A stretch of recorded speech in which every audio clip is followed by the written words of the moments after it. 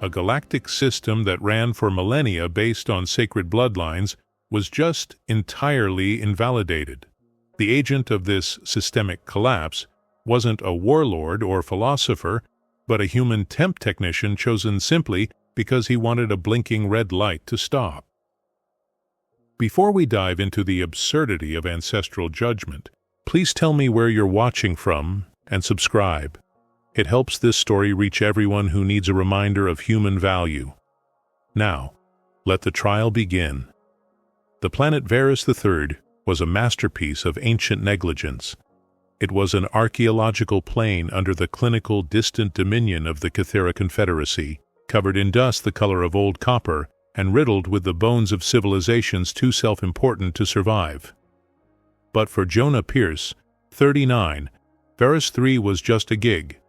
Specifically, it was the gig where he needed to demonstrate exquisite adherence to Protocol 90 Gamma, which stipulated that no human hand, thought, or even shadow should linger for longer than 7 seconds within a 3-meter radius of the Tal Rune inheritance.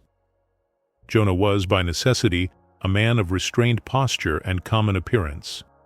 He blended into the beige walls of the Tal Rune excavation complex with the efficiency of spilled coffee.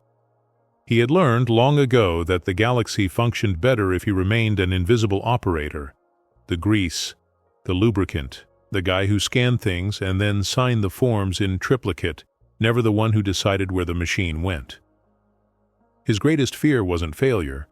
It was the terrifying realization that he might discover he never had the right to try anything important in the first place, a concept hammered into human culture by centuries of galactic exclusion. Humans are not compatible with important decisions. His current workspace was the Artifact Containment Dome, a place designed to look reverent and intimidating. The air hummed with stabilizing energy fields, and the faint citrus scent of Kythera atmospheric purifiers. In the center, levitating silently inside a perfect prism of force, was the object of universal pilgrimage and terror, the Tal Rune inheritance. It was less an object and more a crystallized absence, a matte black polyhedral structure that seemed to absorb not just light, but sound and expectation. It was older than written history, and currently, Jonah was assigned to perform minor external thermal and density scans on its lowest edge. He was using a stack of authorized, slightly outdated human-designed scanning equipment. The Kythera systems were magnificent, powerful, and utterly dismissive of certain low-level thermodynamic fluctuations, the cosmic noise that humans, with their less refined sensors designed for messy, chaotic environments, sometimes picked up. This was Jonah's niche, filtering the galactic static. Standing opposite him, observing from the designated ancestral platform, was Saelirin. Saelirin was the physical embodiment of everything Jonah was not. She was Kythera, tall, with skin that caught the ambient light and diffused it into an iridescent, pearlescent glow.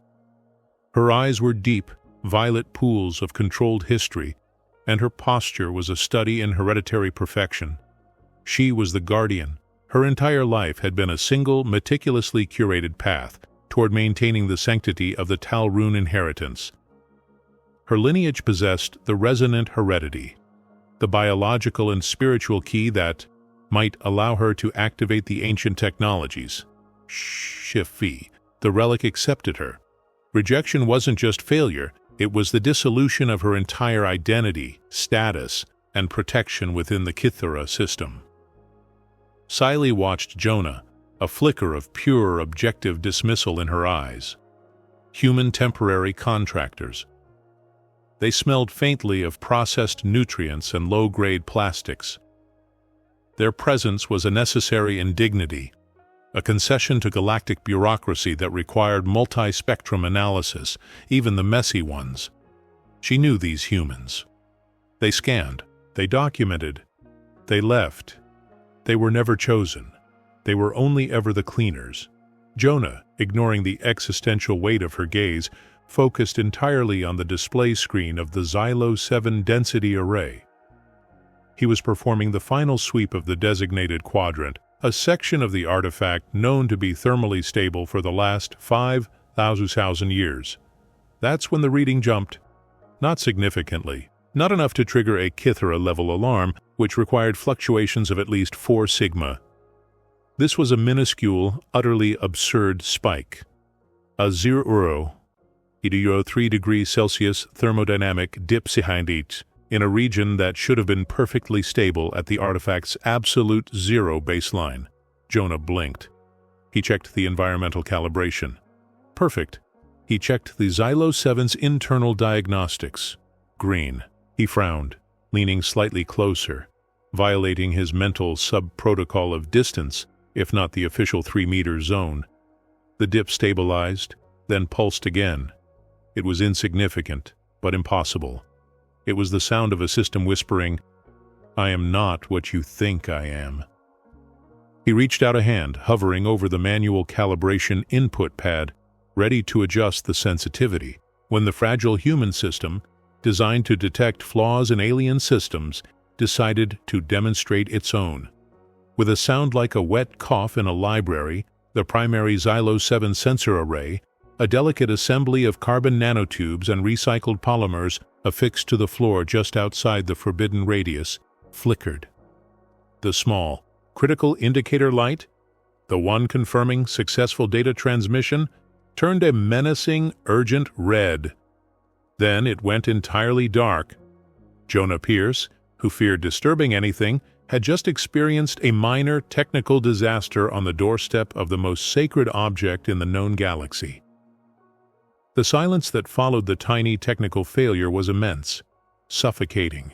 Jonah felt the familiar cold wave of anxiety wash over him, immediately escalating the problem from technical fault to career-ending galactic incident. A human failure on a Kythera sacred site was not a technical issue. It was a cultural insult punishable by immediate contractual revocation and a lifetime ban from any interstellar resource sector above Category Delta 4, i.e., cleaning space toilets. Silyrin did not move. Her expression remained serene, but Jonah felt the clinical increase in her attention. She wasn't angry. She was merely waiting for him to perform the inevitable human ritual: panic, apologize profusely, and call for a Kythera supervisor to authorize the disposal of the defective unit. This was the expected Reichron safe path. Jonah knew the moment he called it in. The incident report would read, "Human negligence caused equipment failure near the Talrun inheritance, disrupting the ancestral scanning schedule." He stared at the dead sensor array, specifically at the tiny, delicate housing unit. The failure was not software. The indicator light going dark meant a physical disconnect, likely caused by a slight thermal expansion mismatch. The kind of trivial failure that Kythera engineers, operating on timescales of centuries, rarely accounted for in their own indestructible gear. Protocol requires immediate notification of any equipment malfunction within the defined zone. Contractor Pierce. Silyrin's voice resonated, a low, melodic sound that still managed to feel like a procedural reprimand delivered from a great height. Jonah swallowed, his throat suddenly dry. His mind raced, calculating the political cost versus the practical cost. If he reported, the Kythera team would spend 3 cycles diagnosing the failure, delay the subsequent high-level ritual scans, and blame him. If he fixed it now, quietly, the scan data would remain contiguous, the schedule would hold, and the system would function. The technician in him, the small, quiet part that had always believed the task mattered more than the performer, screamed for the latter. "Affirmative, Guardian Silyrin," Jonah replied, his voice barely audible, attempting remote diagnostic override before escalation. He tapped the screen, initiating the reboot sequence. Of course it failed. The problem was physical. He looked at the sensor housing. It was a complex human rig, but the critical point of failure was localized to the contact pin assembly connecting the sensor unit to the shielded data cable. It required a physical adjustment of less than a millimeter, and that assembly was located tantalizingly close to the edge of the Relic's protective force field, deep within the 3-meter perimeter. Silyrin folded her iridescent hands. The override window expires in 200 seconds, Contractor Pierce. Do not exceed protocol. Jonah barely heard her. He was focused on the technical problem, which was now transforming into a profound personal dilemma. To fix it, he would need to get close enough that his biosignature would violate the Kythera's sacred exclusion bubble. But failure to deliver contiguous data was, in a professional sense, equally egregious. The real problem, the subplot Saliren was watching, was the human tendency toward inefficiency. She fully expected him to be paralyzed by fear of authority. But Jonah Pierce, the man who avoided conflict and believed larger systems always knew better, did not fear authority as much as he feared a preventable technical malfunction. The thought of submitting a report that read, "Data truncated due to easily fixable physical misalignment," was a greater offense to his internal ethics than violating a dozen ancient alien laws. He glanced at his own utility belt, where, tucked away in a side pouch, he kept a pair of non-authorized, highly useful magnetic micro-tweezers, the kind of cheap, practical tools the Kythera considered barbarian instruments. He had 90 seconds remaining. He took a slow, deliberate breath. This was not bravery. This was the panic of a systems administrator faced with downtime. He was not aiming for glory. He was aiming for 0 errors in the final log. The scale of the problem was now clear. The only way to save the data was to risk his entire future on a millimeter adjustment near a billion-year-old cosmic judge. Jonah moved. He didn't rush, because rushing introduced variables. He moved with the focused, practiced economy of a man repairing a fragile mechanism under intense pressure, a skill honed by years of fixing ancient human gear amidst condescending alien infrastructure. His movement was subtle, yet every micro-adjustment of his body posture was logged by Saliren's genetically engineered optical systems. She registered the slight widening of his stance, the focused narrowing of his eyes, not defiance, but intense concentration. He was performing a task, not challenging a god. He extracted the magnetic micro-tweezers. They were cheap, gray plastic, utterly lacking the aesthetic grace of Kythera tools. "Contractor Pierce, your proximity index is increasing," Sally warned, her voice devoid of emotion, simply reciting the escalating threat assessment. "Authorization must be requested for any physical tool deployment within the 3-meter boundary." "Understood, Guardian," Jonah muttered, already on his knees, moving with a careful crawl that minimized his profile. He positioned himself just outside the official 3-meter line, using the tweezers to gingerly try and reseat the sensor's contact pin. Clink. The tweezers slipped. The pin remained misaligned. The plastic housing was too tight, the angle too awkward. The Kythera systems were designed to keep everything pristine. The human unit was just designed to fit together, usually poorly. Jonah swore internally, a silent, efficient litany of technician curses. He realized the tweezers were useless. The pin needed stable, directional pressure to reseat. He needed to hold the sensor array with one hand while applying pressure with the other. He needed the leverage of his body. He looked at the glowing purple force field surrounding the Talrune inheritance. 3 meters? He could reach the sensor housing if he leaned far enough. The true exclusion zone, the area that triggered the yet lethal countermeasures, was likely closer to 5 meters, right next to the artifact itself. He just needed to breach the 3-meter Chanch protocol zone. This was the conflict. Jonah's personal fear of erasure versus the collective need for the system to function correctly. He chose function. He was not adapting to be a hero. He was adapting to be a competent cog in a colossal, indifferent machine. He inhaled, ignoring the sharp, focused look of the Kythera Guardian. He leaned forward, crossing the invisible 3-meter line. The proximity alarms didn't sound immediately, relying on Saliren's immediate judgment call. Saliren hesitated. The human was demonstrating an incomprehensible form of determination. He wasn't aggressive, he was merely solving a problem. His focus was so pure, so devoid of ambition, that it confused her internal threat matrices. Jonah's gloved left hand stabilized the sensor housing, pressing it flat against the floor. His right index finger, trembling slightly, reached for the tiny, exposed contact pin. It required a light, firm push. Just make the red light turn green. His fingertip, covered by the thin, authorized contract glove, pressed the contact pin firmly into place. The pin clicked. Success. At the exact microsecond the connection completed, the internal indicator light on the Xylo 7 sensor array flickered from menacing red back to a comforting professional green. Data flow was restored. Jonah had fixed the system. He retracted his hand immediately, pulling back across the 3-meter boundary, half expecting a disruptor bolt to sever his arm or Salirin to descend upon him with the righteous fury of 1,000 generations. Absolute silence. The dome remained still. Salirin was immobile, watching the restored green light. Jonah waited for the inevitable lecture, the dismissal, the contractual termination papers to materialize on his screen. But the relic itself, the cold, ancient, light-absorbing artifact, had registered the touch. It had registered the intention behind the violation. And then, the sound didn't come from the external environment, or from Salirin, or from the complex sensors. It echoed directly in the deepest, quietest chamber of Jonah's mind, a semantic compression of universal understanding. A word spoken without vibration, symbol, or spectacle. It was one word, shattering a trillion-year galactic order. Worthy.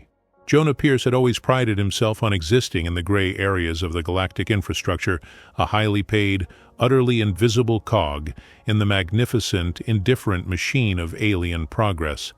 Now he was less of a cog and more of a suddenly illuminated, intensely scrutinized error message on the main system's holographic display. The containment dome of the Talrune complex had transitioned from a sacred site of tranquil exclusion to a panic room populated by several dozen highly agitated Cathera elders, whose shimmering robes now seemed to vibrate with sheer administrative anxiety. The declaration, "worthy," had hung in the air, not as sound, but as an undeniable semantic compression that bypassed all known translation matrices, settling directly into the linguistic processing centers of every being within 50 meters, followed by a profound, agonizing silence. Jonah found himself seated on a meticulously carved obsidian bench, which was perhaps the most uncomfortable piece of furniture he had ever encountered, opposite Salirin. She did not pace.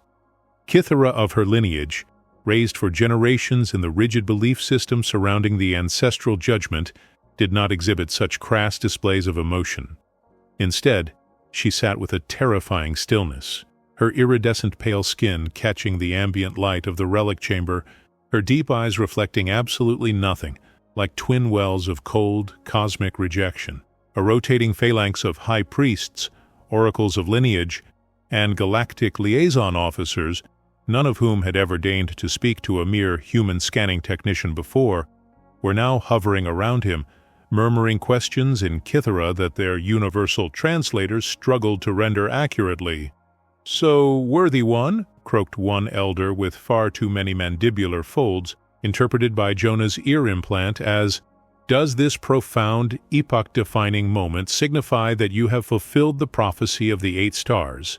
And if so, have you filed the appropriate G53 forms, declaring your shift in cosmic responsibility?" Jonah leaned forward, adjusting the uncomfortable ceremonial sash they had draped over his standard-issue work jumpsuit. "Look, about the worthy thing," he began, trying to keep his voice level, "I think we need to recalibrate the definition. I literally just touched the surface sensor array because the power fluctuation was messing with the primary thermal readings. That's it. It's an ergonomic issue, not an existential one. I am 39, I file my taxes quarterly, and my greatest dream involves getting a discount on bulk industrial lubricant. I am not the savior of your galaxy." Salirin finally spoke, her voice a low, melodic register that somehow conveyed both supreme contempt and fragile despair. "The ancestral relic does not make errors, human. It chooses based on intent, silent and pure. Your intent, apparently, was so utterly devoid of ambition that it registered as the highest form of virtue. It saw your soul's only desire was system stability, and mistook it for divine dedication. "But that's a bug, not a feature," Jonah argued, waving his hands, nearly knocking over a small, priceless pedestal. "If I had wanted to lead something, I'd have applied for a senior management position, which I didn't, because I hate meetings. This is worse than a meeting. This is a galactic commitment." The true irony of their alliance began to form in that chamber. Saeli, who had spent her entire life training for the role of guardian and resonant inheritor, was desperate to regain her position to maintain order and protection, even if it meant lifelong servitude. Jonah, the accidental usurper, was desperate to give the position back so he could go home and finish scanning the backlog of inert dust samples. They were aligned not by destiny, but by mutual, profound inconvenience. "We must understand the mechanism of rejection," Saeli stated, rising gracefully. Her posture indicated she was already planning a deep, rigorous investigation, likely involving spreadsheets and ancient texts. "I was rejected. You were accepted. The criteria must be quantifiable. If we cannot quantify your worthiness, we cannot reverse it. Do you understand, technician? You are now a variable that must be contained, analyzed, and statistically neutralized."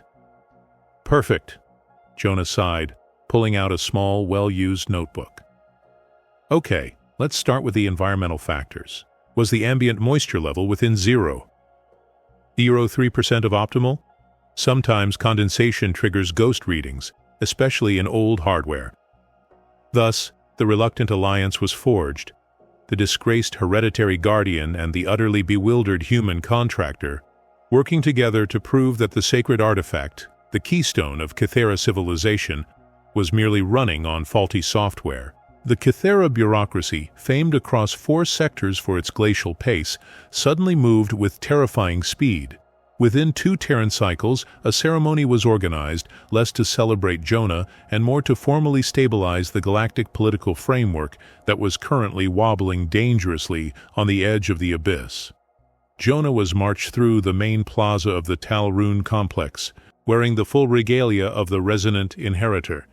The robes were made of a heavy, shimmering material that somehow managed to be restrictive, overly warm, and aggressively static-inducing all at once. His attempt to roll up the sleeves was met with shrieks of horror from the ceremonial staff. "This is not a casual Friday, worthy one," hissed a minor priest, adjusting Jonah's heavy headpiece, which smelled faintly of ancient mothballs and fear. The victory of this chapter wasn't conquering a hostile force. It was Jonah surviving the public address without triggering a diplomatic incident.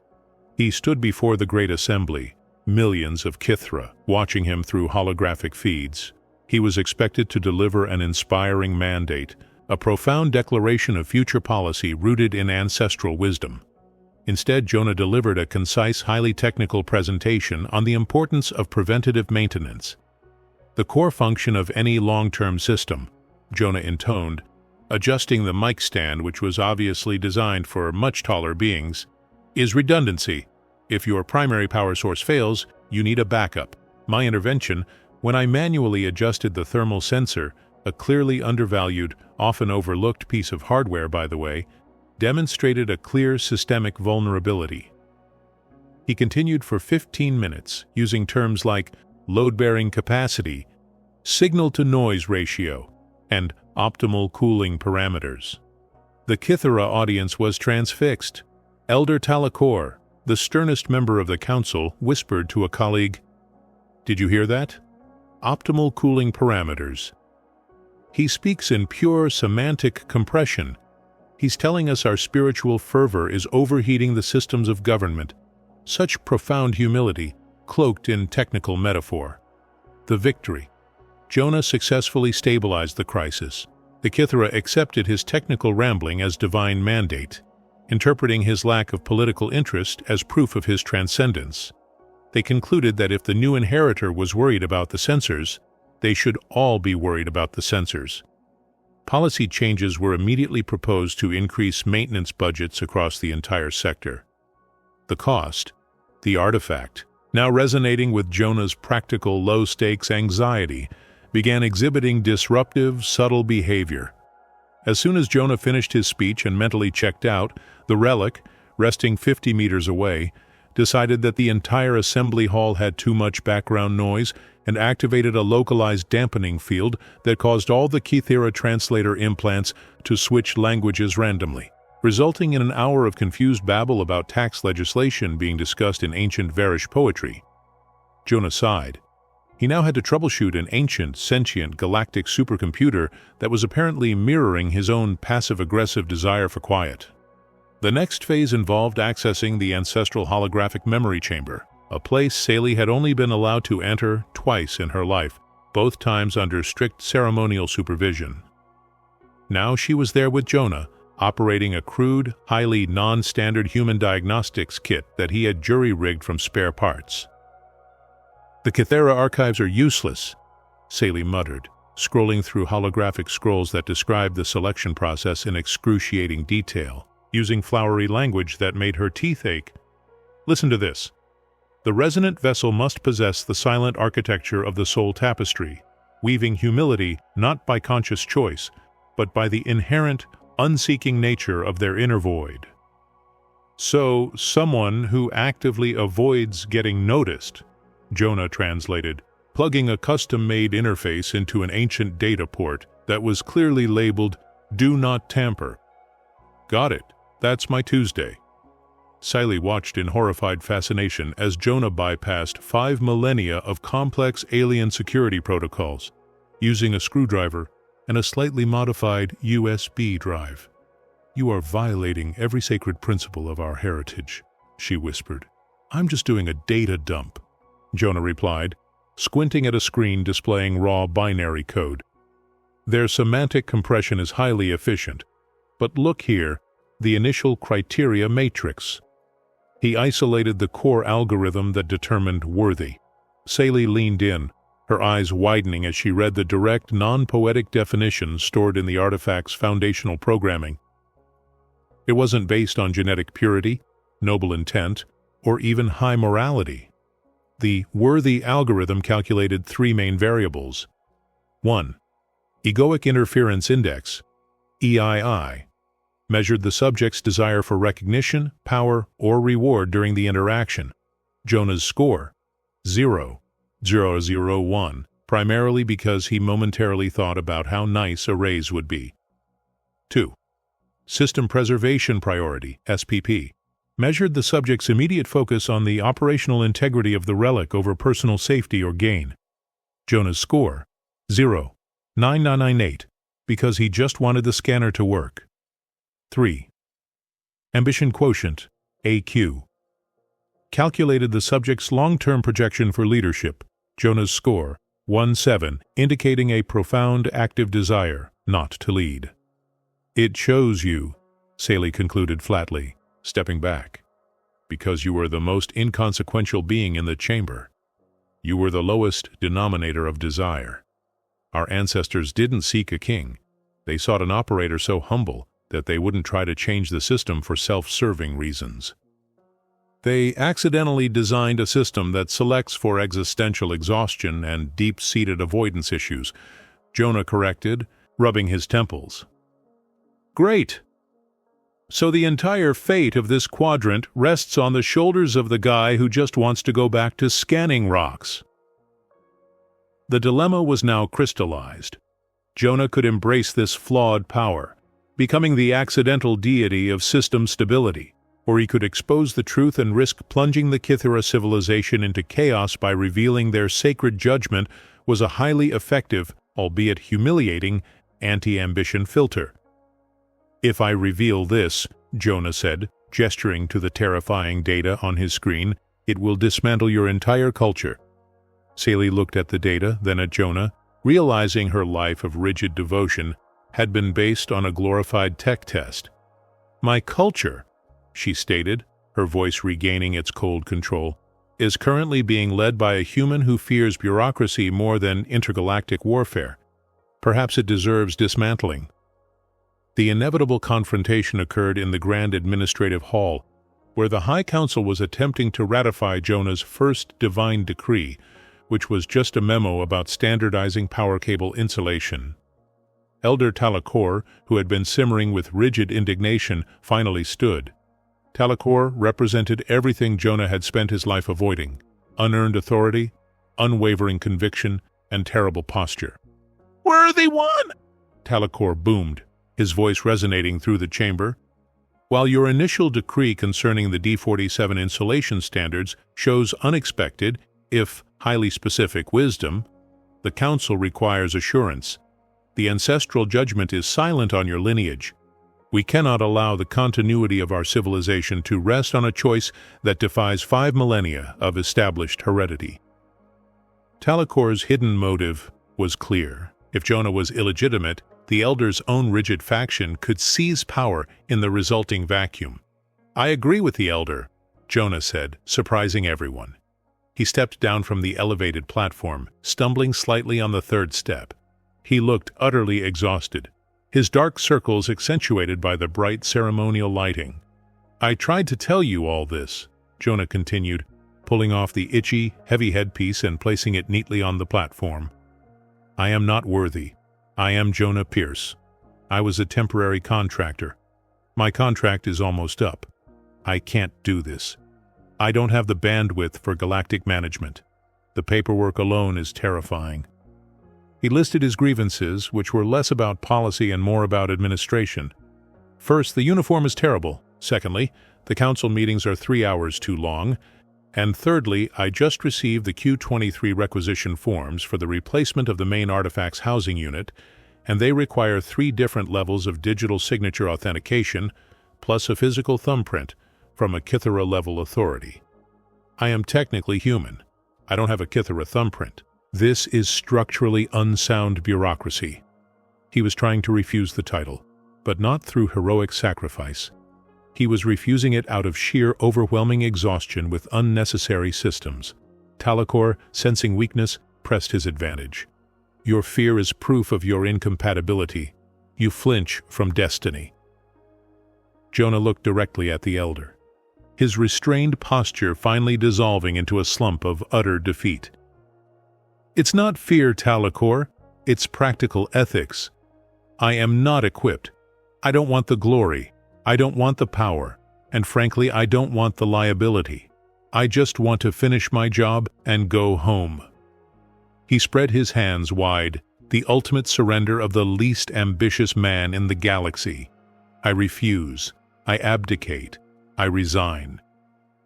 The ancestral relic, resting in its dome 50 meters away, responded. Not with fire, not with light, not with dramatic thunder. It resonated one final, devastatingly quiet word that echoed through the minds of everyone present. Precisely. The system had recognized his refusal as the ultimate proof of his qualification.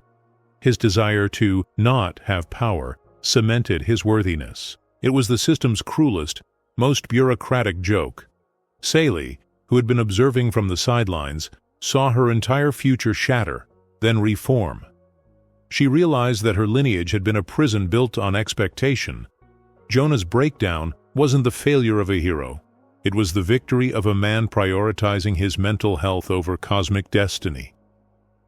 She stepped forward, her voice breaking not in sorrow for her lost title, but in sudden, blinding realization of her own unburdening. "Why? Why did you do that? You had everything." Jonah turned to her, his gaze dull with fatigue. "Because," he replied simply, "I never wanted to be chosen. I only did what needed to be done, even without the promise of reward. Now, if you'll excuse me, I need to find the supply closet. I think I saw a bottle of all-purpose cleaner that might remove this ceremonial residue." Siley watched him trudge toward the storage areas, not toward destiny, but toward cleaning supplies. In that moment, she understood. Power had chosen him for his unwillingness to accept it, and in his rejection, he had inadvertently purchased her freedom.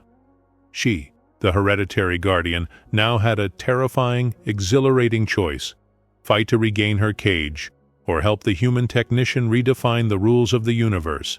The elder Talakor had won the political battle, delegitimizing Jonah, but he had lost the existential war because Sayeli was already plotting her escape, armed with the knowledge that the system valued silent consistency above all else. The air in the outer preparation chamber of the Kithra High Council was less an atmosphere and more a highly pressurized ethical dilemma. Jonah Pierce, dressed in robes of shimmering, uncomfortable Talrune silk, robes that felt suspiciously like a scratchy sleeping bag designed for space royalty, was being meticulously inspected by a dozen lesser functionaries, none of whom dared to meet his eyes. Saili Rin stood nearby, her iridescent pale skin currently flushed with a complex blend of disbelief, hereditary shame, and burgeoning, terrifying freedom. "You must understand, Scanner Pierce," Saili explained, her voice low and tight, practicing the ceremonial procedures for the 1,000th time. "When the High Judge asks you to present the Rod of Lineage, you must rotate it precisely 47 degrees counterclockwise, not 48. 48 implies a rejection of the third ancestral epoch. 47 implies humble acceptance of the current rotational paradigm. This is extremely important." Jonah adjusted the restrictive collar. "Right, so 47 degrees. Look, Seli, can we just pause the celestial protocol for a second? I still haven't managed to formally decline this promotion. The designation worthy, it feels like an administrative error. Have we double-checked the artifact's internal dictionary against the standard universal lexicon? Maybe worthy in their language just means past basic diagnostics." Saili suppressed a tremor. The fact that the man now slated to rule the Kithara Dominion was trying to treat the sacred judgment of the ancients as a faulty software installation was profoundly offensive, yet tragically accurate. "Jonah, the artifact chose you. You bypassed 200,000 years of selective breeding, resonant heredity, and generational sacrifice simply by trying to fix a faulty output wire. You are the worthy one." "But I don't want to be worthy," Jonah lamented, running a hand over his tired face. "Worthy means meetings. Worthy means making decisions that affect billions. I'm good at making sure cables are plugged in. That's my comfort zone. I already filed a grievance with the Council Secretariat stating that accepting this position would constitute gross negligence. As I have zero political or military experience, and I still can't figure out how to navigate the internal transit system without getting lost." Saili looked at the ancient, powerful human, the accidental emperor, and for the first time in her life, she saw a path for herself that didn't involve ritualistic maintenance of an old machine. "The Council will not accept your resignation, Jonah. The artifact is the ultimate authority. You must face them." Jonah sighed, the sound of a man who had just discovered he was the victim of galactic-level mistaken identity. "Fine, but if they ask me to resolve the Talrune taxation dispute, I'm going to recommend we all switch to a subscription model and see what happens." The Hall of Ancestral Convergence was not built for comfort. It was built for awe and intimidation. Massive pillars of obsidian laced with glowing Kithara script rose into a dome that projected the swirling nebulae of 1,000 distant systems. The High Council, a collection of ancient, multi-limbed, robe-clad figures representing every major Talrune faction, waited in silence. Their collective judgment felt like physical pressure. Jonah was led to the center of the chamber where the artifact, cold, silent, and immensely heavy with inherited expectation, sat on its pedestal. Saili stood nearby, pale and stiff, ready to witness the final humiliating transfer of her birthright to a human who preferred plain coffee to ceremonial synth nectar. The High Judge, a being named Katir, whose facial structure resembled a kindly, irritated crustacean, spoke, his voice echoing with synthesized gravitas. "Jonah Pierce, the Scanner, you stand before the judgment of the ancestors.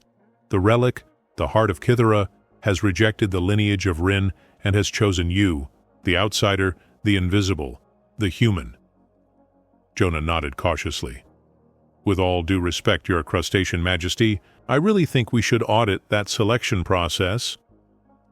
Katir ignored the interjection. You are declared, by the universal language of the first engineers, worthy. Do you accept the mantle of responsibility, the burden of governance, and the sacred obligation to rule? Jonah took a deep breath. This was it, the moment he faced down the entire galactic power structure and explained why he needed to clock out early. "I do not," Jonah stated clearly. The hall immediately erupted in a wave of synthesized gasps and clicks. "I must formally refuse this position. I am Jonah Pierce. I am a Level 3 human archaeological scanning technician. My highest career aspiration was receiving the annual Most Efficient Sensor Calibrations memo. I actively avoid complex emotional and political entanglements. I have no ambition, no hereditary right, and frankly, I fear power more than I fear a server crash during a critical download." He gestured vaguely at his uncomfortable silk robes. "This designation of worthy is a dangerous misinterpretation. It implies I possess some hidden, latent greatness. I assure you I do not. If you put me in charge, the first thing I'll do is reorganize the filing system and then probably take a very long nap. Please, select Salirin. She trained for this. She understands the tax codes." A collective wave of dismay washed over the council. Sally looked horrified, not at the rejection of the title, but at his thorough repudiation of his own potential.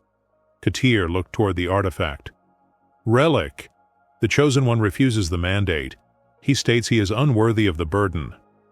The air thrummed, not with light, not with sound, but with pure semantic force. The artifact spoke one final time, a single word resonating only in the minds of those present. The silence that followed was so profound it seemed to suck the nebula light right out of the dome. Jonah blinked. "Wait," he said, looking at the stone relic. "Precisely? You mean you chose me? Because I'm unqualified, unmotivated, and trying to leave?" The relic offered no further verbal response, but the affirmation was deafening. The sheer, overwhelming irony of the universe selecting the person who wanted the job least was not lost on the ancient judges. Sally stepped forward, her controlled demeanor finally cracking. She wasn't angry. She was desperate for meaning. Her entire life, her heritage, had just been declared obsolete, not by a better ruler, but by a man who treated cosmic destiny like a broken vending machine. "But why?" Sally whispered, addressing the artifact, but gazing at Jonah. "Why reject my lineage? Why reject everything we were taught? Why choose the one who only ever intended to make the machine work?" Jonah turned from the pedestal to Sally, suddenly calm. He realized that the relic hadn't measured ambition or power. It had measured the pure, silent motive behind his actions in that containment dome. "I never wanted to be chosen, Sally," Jonah said simply. "I saw a failure indicator light blinking red, and my job, my deeply ingrained, miserable bureaucratic instinct was to stabilize the system. I touched the relic not to gain power, but because the Kythera scanners had failed, and I needed to complete my routine diagnostic report without red flags. I acted without promise of reward, without expectation of recognition, and without the slightest intention of claiming ownership. I just wanted the system to stop failing. And I suppose, to an infinitely old machine looking for a stable foundation, that makes me the only reliable operator in the room." He looked back at the council, who were now struggling to reconcile the concept of worthy with low-level technician driven solely by bureaucratic compliance. "So here's the thing," Jonah announced, straightening his silk robes, the posture of a man who has accepted the inevitable bad meeting. "If the artifact insists on choosing me, and this title means I have the authority to change its fundamental operating parameters, then I accept the responsibility, but I am not accepting the power." Jonah's first act as the chosen of the ancestors was exactly what he promised, a bureaucratic nightmare. He did not raise armies. He did not issue grand edicts. He requested a temporary, 6-hour shutdown of the artifact for what he termed core protocol review and necessary firmware update. The council nearly collapsed. Katir sputtered. "The artifact is immutable. Its judgment is final. Its code is sacred. Yes, well, the code led to a system-wide failure, where the designated guardian was ignored in favor of a guy who owned 6 identical gray t-shirts. Jonah countered with the steady logic of a man who just found a semicolon error in the galactic operating system. That's a bug, not a feature. I've identified a critical flaw in the selection algorithm, the over-reliance on the heredity link variable. We need to deprecate that variable and introduce a dynamic intention score assessment. Using the resonance bond established during his accidental touch, Jonah interfaced with the Relic. It wasn't magic. It was highly advanced, user-friendly Kythera programming, and Jonah, who had spent his career translating cryptic error messages, understood the universal semantic language better than the hereditary priests. The transformation was silent. The artifact did not explode or emit blinding light. It simply had updated. Jonah stepped back, wiping imaginary dust from his hands. There. I've set the new criteria. Henceforth, the artifact will no longer judge based on lineage, status, or perceived superiority. It will only activate for the one whose immediate, demonstrable action benefits the system without any expectation of personal gain. Basically, the first person to clean up the spilled coffee or fix the broken Wi-Fi router gets the keys to the kingdom. The council was in shock. Jonah had effectively democratized destiny, turning the highest authority in the galaxy into a reward for civic duty. Saley, meanwhile, felt a physical lightness she hadn't known was possible. The weight of generations, the suffocating golden chains of her title, had snapped. She was free, she was nothing, and it was glorious. "I am stripped of my title, my wealth, and my protective covenant," Saley stated, a faint, genuine smile touching her lips for the first time. "I am just Saley Wren, former guardian. And you can apply for a student visa to the core worlds if you like," Jonah added, checking his datapad. "I've just issued my first edict, establishing a fully funded cross-species cultural exchange program. We could use someone who knows what 47 degrees counterclockwise actually means." Jonah Pierce, the accidental worthy, did not transform into a shining, powerful savior. He remained Jonah, slightly slumped, perpetually stressed, worried about the paperwork, and still firmly believing that he would be much happier if he could just go back to Varus 3 and properly calibrate that external sensor array he had left partially disassembled. He had not sought power, but responsibility found him. He was the human who never expected recognition, yet found himself redefining the standards of worth across a galaxy. He was limited, he was flawed, but he was practical. And for the ancient systems designed for flawless, powerful beings, this simple, silent consistency was the greatest power of all. He taught them that sometimes the only reason you do the right thing is because it simply needs to be done, even when the reward is the horrifying prospect of becoming galactic overlord. He became the leader who, when faced with an impossible cosmic choice, chose the only ethical path available, fixing the broken system and then desperately looking for the nearest exit. We live in a universe built on grand myths, where worth is measured by inheritance or visible strength. But the Kythera Relic, ancient and cold, taught us the truth. True value is found in the quiet persistence of moral action. It is the unrewarded consistency, the humility to merely desire that the system works correctly, even if that system belongs to someone else, even if no one is watching.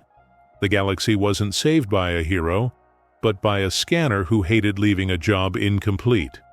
If you were suddenly given the ultimate power, would your first action be to conquer, or to file an efficiency report? If you knew nobody would ever thank you, would you still stop to fix the error? The universe may look for strength in the stars, but sometimes the greatest act of courage is simply checking the wiring diagram and saying, "This looks wrong. I should fix that." This journey, folks, proves that sometimes all you need to become the most important being in the galaxy is a deep, profound aversion to technical instability. If you made it this far, thank you for traveling with us. through Jonah's accidental ascension. To show you stuck around for the paperwork, type the word scanner in the comments below, and tell us which distant planet, moon, or small town you're watching from. If this story of the reluctant galactic ruler made you crack a smile, please hit that like button, subscribe for more epic human stories, and share this transmission with anyone who needs a little reminder that sometimes being worthy just means doing your job. Check out the next video on the card appearing right now, where we explore another universe where a human just wanted a quiet life, but ended up running the celestial coffee machine. Until then, keep your sensors calibrated and don't touch the ancestral artifacts. You might accidentally get promoted.